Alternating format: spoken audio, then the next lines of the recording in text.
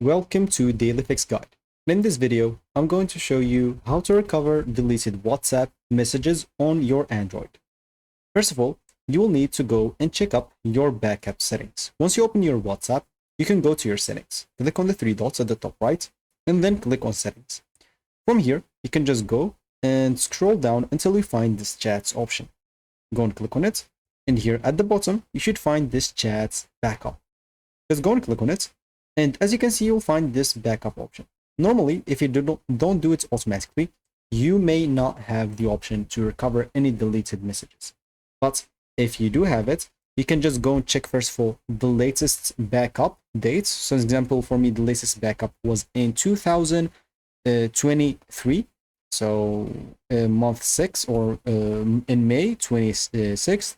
And as you can see, it's a long time ago, so I may not have any or even if I deleted like some messages from 2023 to at the moment, I'll not be able to get them back, but any messages before that, I'll be able to get it once I click on the backup option. Also, you may have an example, a manual backup. Maybe you did it, an example, on a Google Drive, or it's linked somehow with your Google account. It will work as well if you try to back up on that. Another step that may work for you is in installing and reinstalling WhatsApp. You can just go and try to delete your WhatsApp from your phone and go to your Play Store and reinstall it back.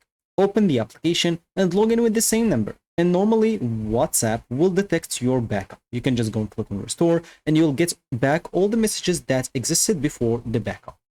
Of course, there are some limitations because messages deleted before the last backups will be gone forever and no backup will be for that. And of course, if you didn't back up, that means no recovery. And media files may take some time to restore as well. So that should be it for me in this video. Thank you for watching and goodbye.